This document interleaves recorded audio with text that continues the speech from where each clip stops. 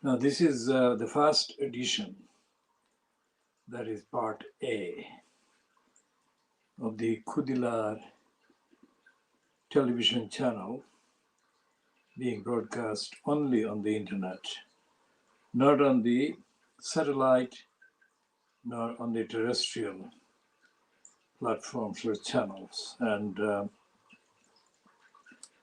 we are broadcasting this, the first item, after dealing with the temporary issues of logistics.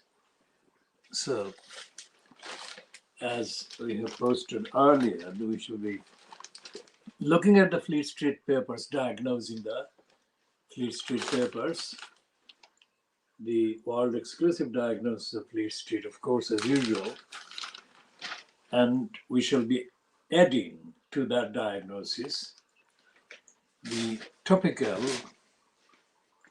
contemporary, breaking news topics and items.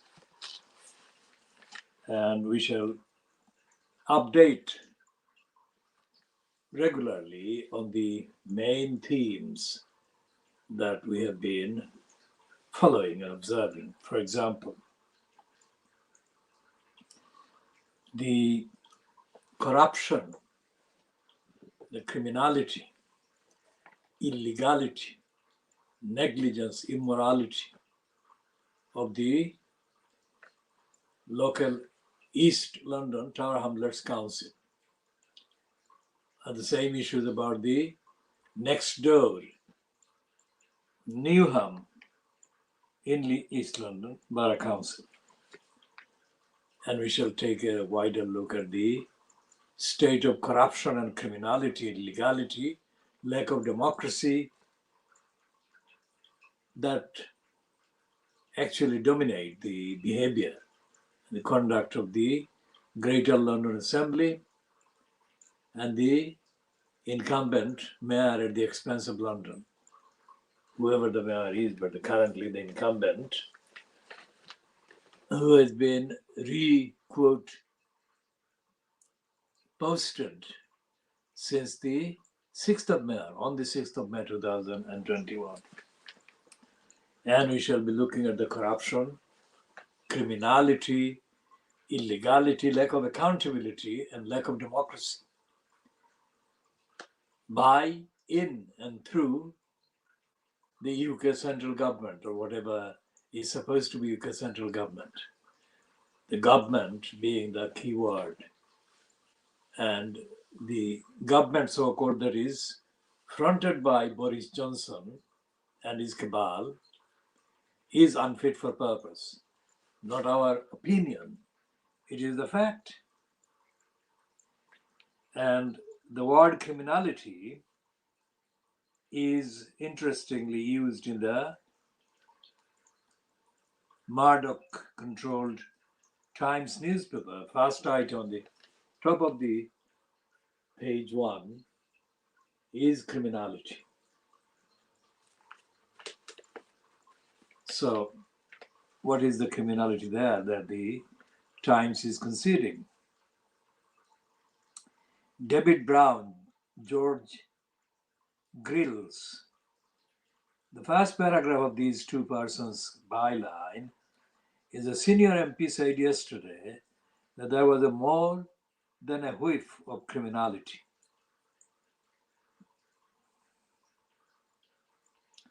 Surrounding Martin Bashir's 1995 Panorama interview with Princess Diana.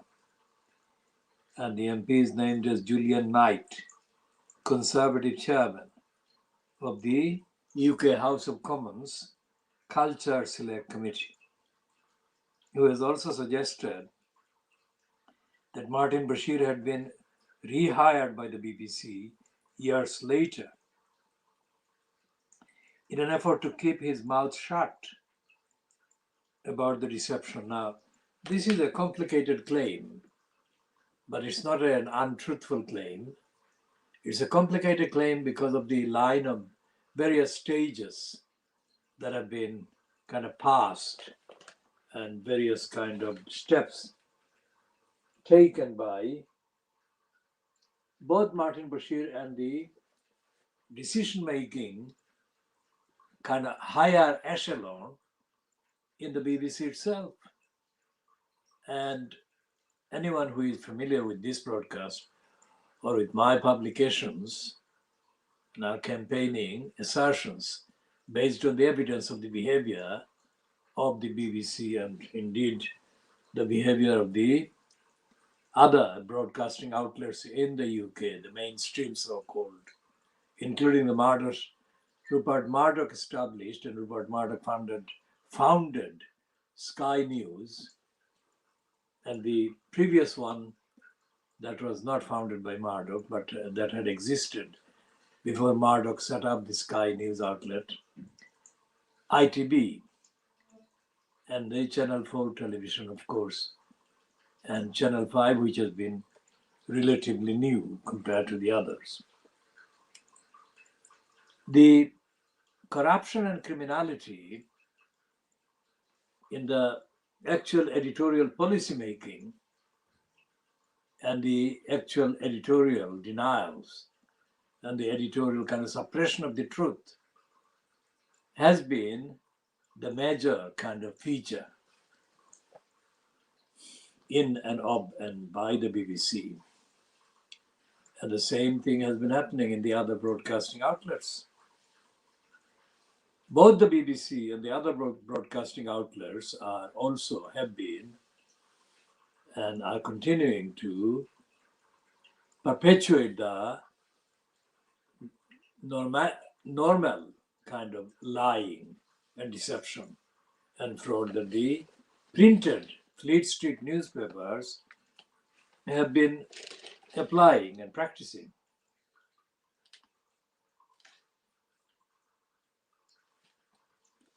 So we shall be updating on the BBC's lies and lying, lack of accountability on their counterparts.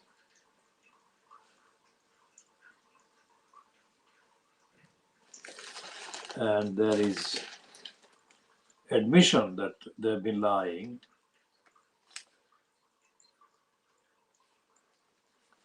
Everyone making the decision, let's say in every state, everyone making the decisions, that is the key decisions, in every state that is known to be in operation at this present time is involved in lying and deception and fraud.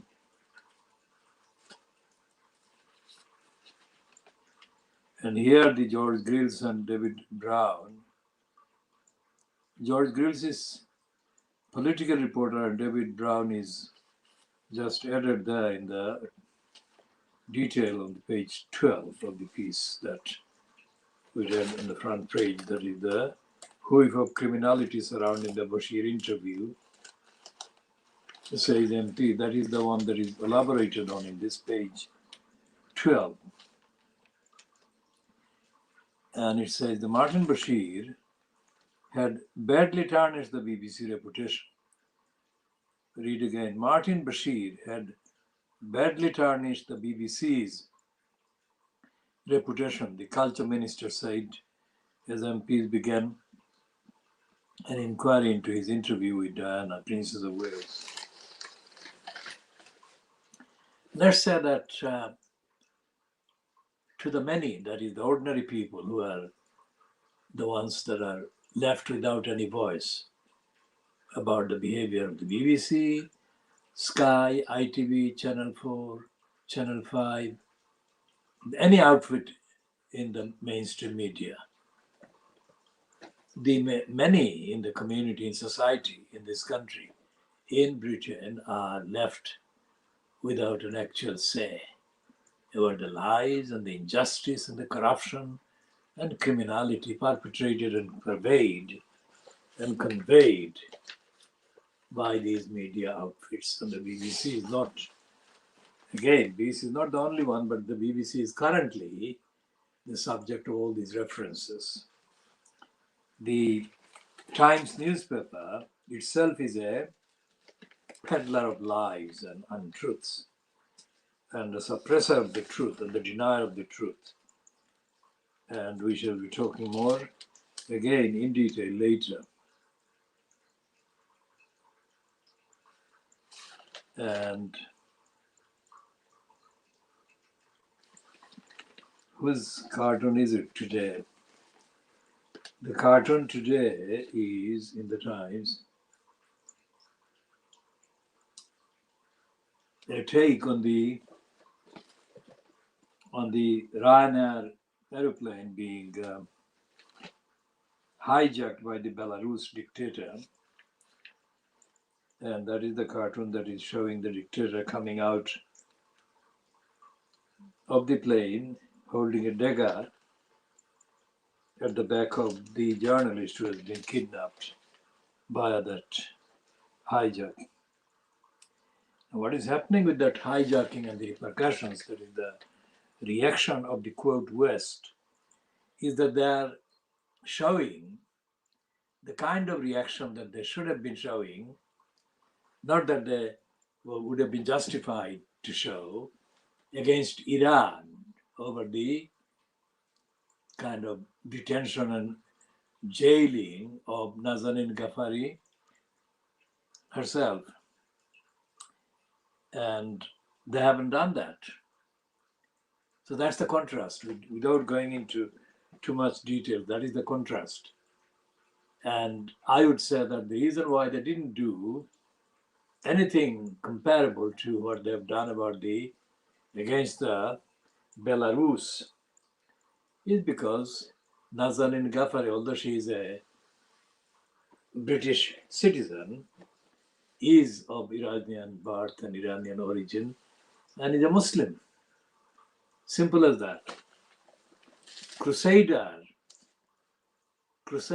corruption in responding to the human rights of this journalist held hostage and kidnapped by Belarus, and the indifference and the complicity, indifference and complicity in effect shown towards Nazanin Ghaffari Ratcliffe.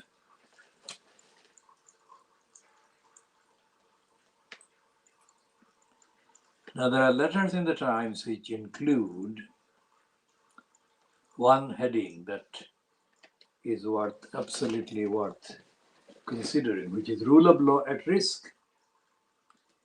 And it is written by somebody based in Oxfordshire, Molesford-on-Thames, and is described as a QC, which is a licensed law trader. Lord Panic, Lord is the quotation mark. We discussed Panic's piece in the Times yesterday, but on top of that, in addition to that, this is the letter. Lord Panic is absolutely right. Well, we said he was wrong, but here this letter by Christopher McCall, QC. Lord Panic is absolutely right. This power grab by ministers is a threat to the rule of law. Thunderer, May 24, that is yesterday. Conscience and the law have taught us the rule that no wrong should be without a remedy. The government appears to be saying that that is wrong and that there should be limits on the rule of law. It's a slippery slope. Those who think it well, reading again, those who think it well-intentioned should remember the good intentions lead to hell. Now, the Times is, of course, a racist newspaper, and the decisions made every single day about which ones to publish and which ones not to publish, these decisions are absolutely, emphatically asserted to be racistly made decisions. I have had letters published in the Times, but I have stopped writing to the Times because more often than not they suppress the letters. And the objective quality of my letters are consistently far higher than the collective objective standards observed by the ones whose letters are published. So it is quite unacceptable and is a waste of time, because the same time that I would have to devote to writing letters would be better spent in doing broadcasts like this and other researches, including diagnosing the times like this, what I'm doing.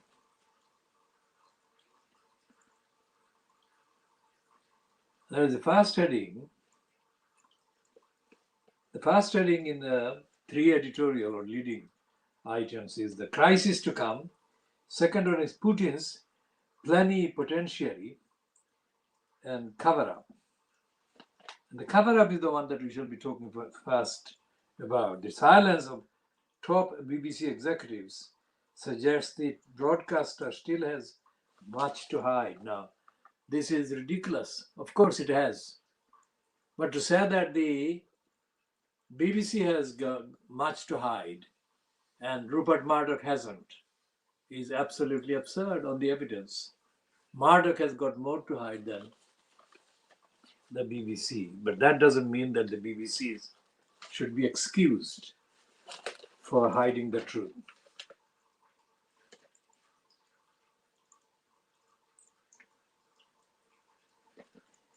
And they've got a piece about India and the COVID deaths in the Times on the page 9 of today, Tuesday, the 25th of May, 2021.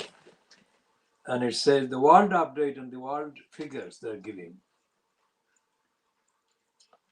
According to this figure, which is an underestimate for various reasons, most of the sources are understating the deaths. Most of the countries, the state governments are understating the death figures, including the UK. So UK is still at number 5 and still understating the numbers as 127, 724. Now, 127,724 is much too low a number compared to the actual numbers who have been killed. And the item on the front page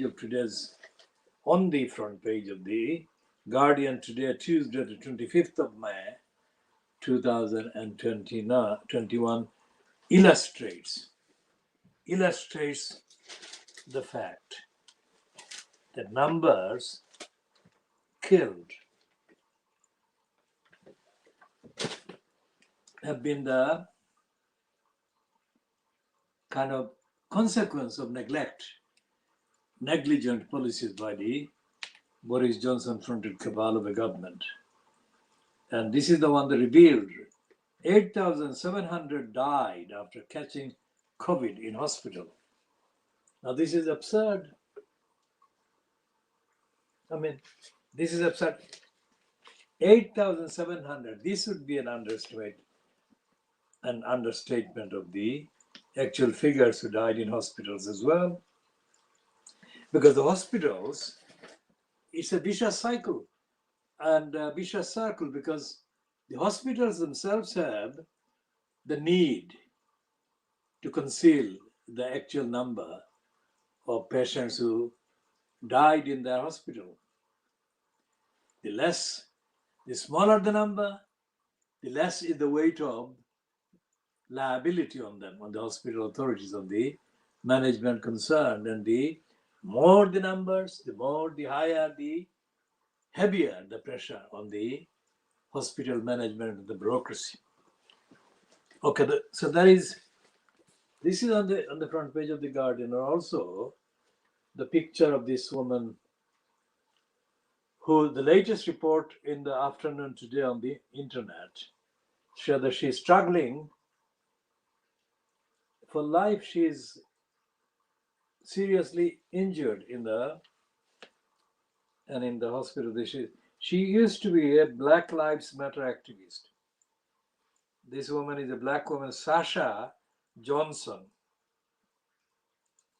And this picture is a picture taken at a rally in London in 2020.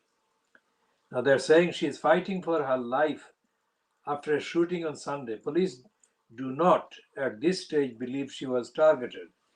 Well, she is not maybe targeted, but she was targeted in the sense that somebody was targeted. So it was a targeted murder, attempted murder if she survives. But if she's struggling, battling for her life after a shooting, then it is grim news. Now, on page 17 of The Guardian today is a picture of the man whose death has been announced by Barney Eccleston, the former F1 boss who was a colleague of Mosley. Max Mosley, he has died at the age of 81. And Barney Eccleston says it's like losing family, like losing a brother. Max and I, he did a lot of good things, says Barney Eccleston. Remember Barney Eccleston? Well, Max Mosley made his name, the latest kind of events that he featured in included the two. One was the News of the World, Murdoch's News of the World, that had run the story or stories of Max Mosley visiting a kind of sexual service provider. And another is the one that featured Mosley in demanding accountability. Accountability by the likes of the Murdoch papers, the news of the screws and the scum. So both of those were related, and in the course of the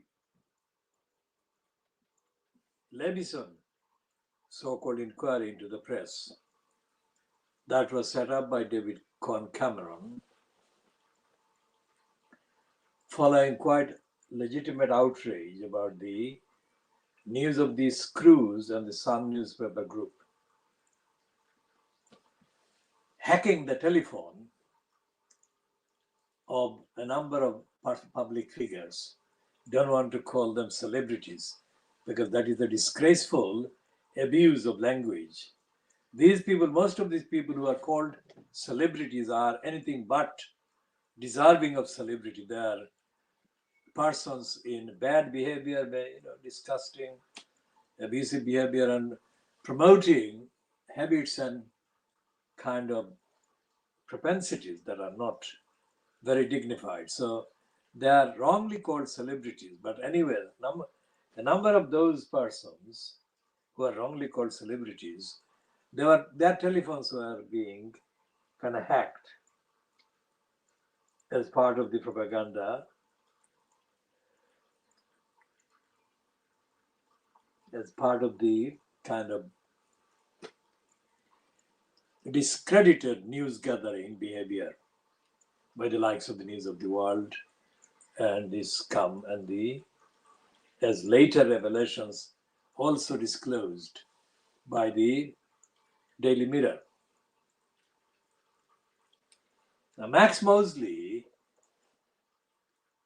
would have deserved, had he not been the son of Oswald Mosley, the British fascist. So his role would have deserved, if he were able to kind of promote his advocacy for accountable media, he would have deserved a less hostile kind of platform or profile that he was given by Fleet Street, including by Private Lie of Ian Pissoff.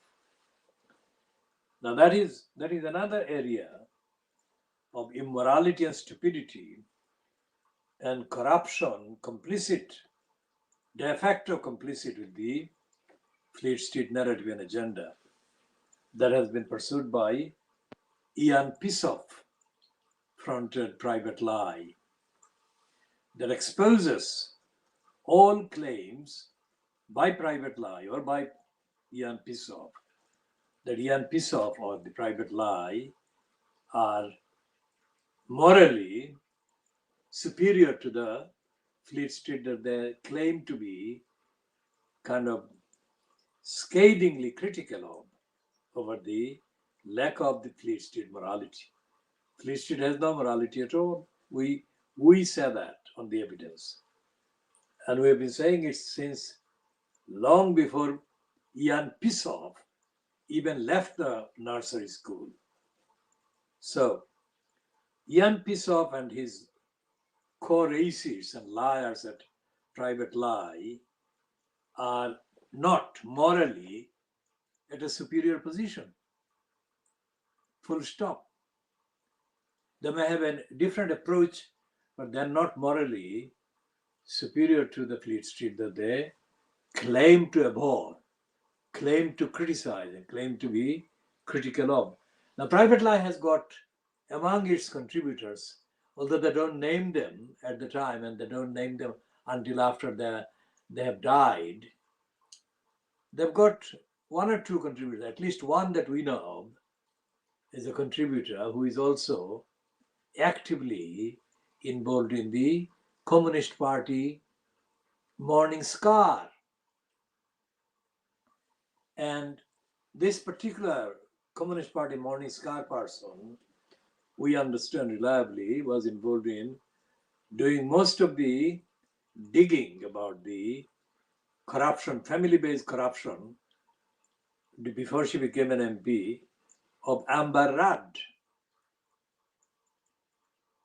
But as we have said before, not today, but in other previous editions, and in our posts online on the platforms, not as broadcast as such, but we have said that effectively, because most of our narratives and most of our analysis and investigation into Fleet Street has been done before the commencement of this particular channel.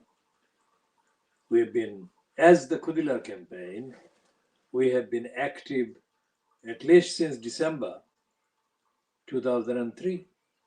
And as the movement defending the community in the East End of London, from the East End of London, MDCCEEL, we have been active since June 1963.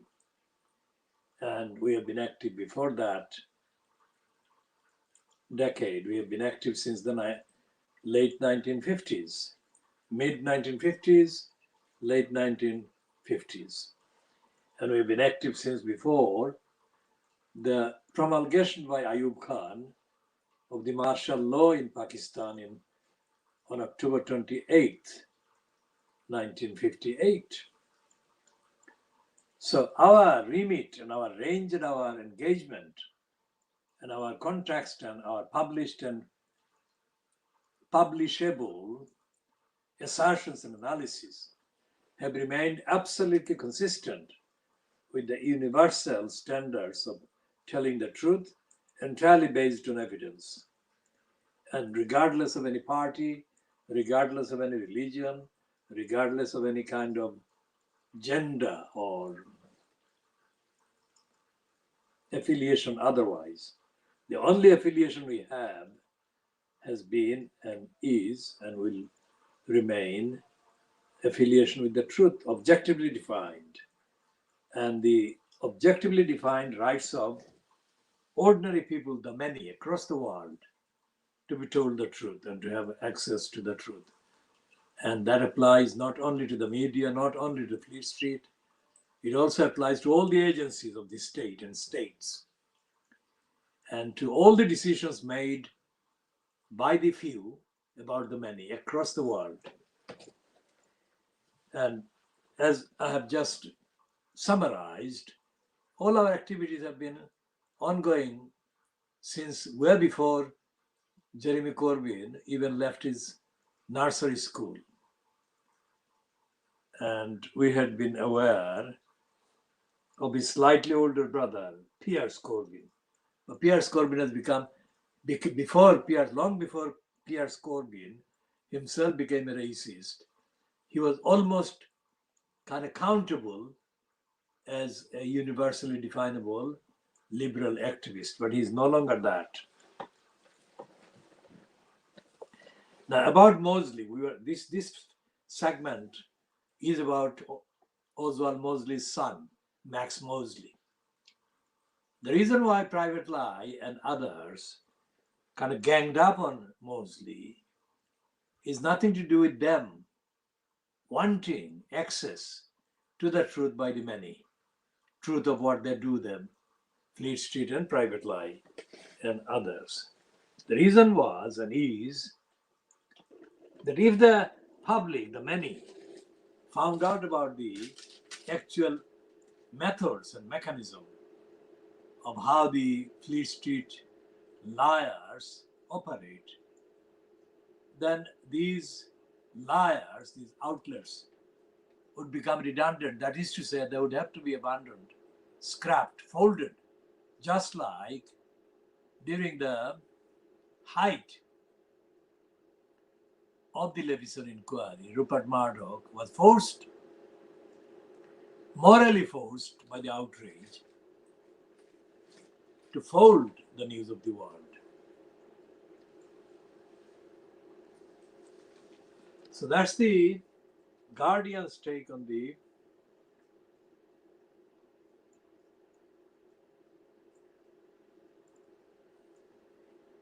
death of Max Mosley.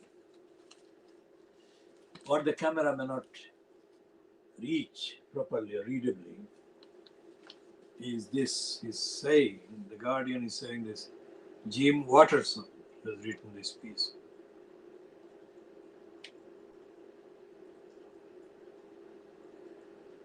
Now, Ben Quinn is the one that we shall read from first. It's the heading that actually acknowledges Max Mosley's role in, they are calling it crusade. We won't call it crusade. The only context in which we use the term crusade is when we refer expressly and intentionally to the anti-Muslim campaign launched by the Christian expansionists against the Arab countries in Arabia. And one of the main fighters against the Crusaders, of course, Salahuddin. We shall talk in due course about Salahuddin. Even those who crossed swords with Max Mosley in the course of the privacy crusade he waged over many years before his death, accept the millionaire's position in future textbooks on the subject is assured. The spark was the News of the World's report on his involvement in an alleged sadomasochistic orgy in 2008. Mosley sued for breach of privacy and won, although a personal tragedy came into play. His eldest son, Alexander, died at the age of 39 from a cocaine overdose. Mosley believed his son might have been spared a descent into depression and death were it not for the future furore around the coverage. Lawyer Mark Stevens, who opposed Mosley on a number of occasions, including his unsuccessful attempt to tighten UK privacy laws at the European Court of Human Rights, pointed out that Mosley, who qualified as a barrister in 1964, had an interest in libel and privacy going back to his training. Mosley was also an obvious candidate, with the benefit of hindsight perhaps, for a change in the privacy law. He had the money, he had the motivation, and he wouldn't be deterred or embarrassed by the News of the World case, said Stevens. Following that victory, the Haque pressure group was launched. It counted Mosley as one of its earliest supporters and played a key part in persuading David Cameron to launch the Levison inquiry in 2011 in the wake of the News of the World hacking scandal, which led the paper's closure. There is a two missing. Led to the paper's closure. Mark Lewis, who represented many hacking victims, recalled Mosley's role in underwriting lawsuits by victims of alleged intrusive reporting against News International. He used to say, "I can't match Rupert Murdoch's pound for pound, but as a multimillionaire, I can cause him a headache." No one should underestimate his role, motivated by the effect of the News of the World on his life and his determination for revenge, said Lewis. Mosley's backing through a charity named after Alexander also played a role in funding the state-approved independent press regulator, Impress.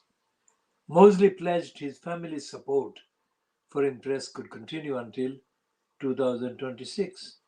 Hacktoff paid tribute, saying Mosley had devoted the last 13 years of his life to campaigning for better regulation of the press.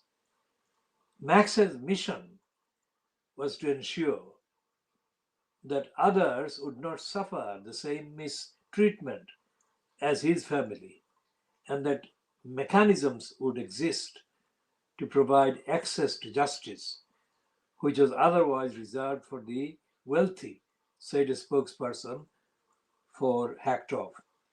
It is thanks to his courage and generosity that the movement for a more ethical press remains so effective today. Now, that is a claim, that is a statement. Of course, it's a statement scripted with full consideration.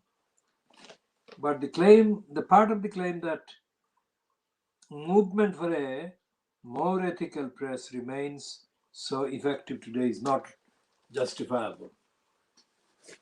I mean, there is nobody, including Max Mosley, who has been as active for accountability by the press and the media as I am, and I have been. And I don't believe that there is any movement at all. And I assert on the evidence that the UK doesn't have any campaign, and that what Mosley did not constitute a full campaign whatsoever. Why?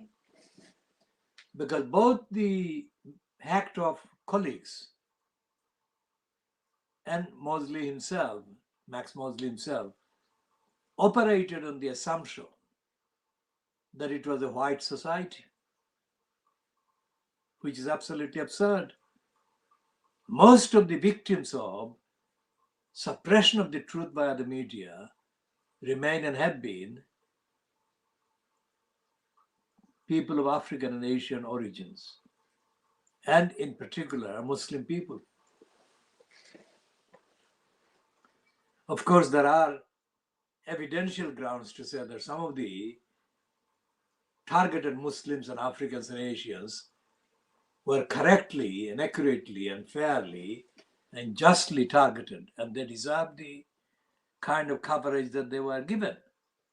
But that only touches on a very small part of the population that has been affected by the racism of the press, the lying of the press and the media. And this actually extends to all the institutions like the BBC and the criminally corrupt and racist legal bureaucracy and the rest of the political so-called system, the elected councils, elected parliament, and the unelected House of Peers. and of course the entirety of the UK government departments. What we shall be doing is continuing with this one after this short break, because we have to take a break at this stage for a number of reasons, including logistical reasons. So we shall be taking a break and come back sooner.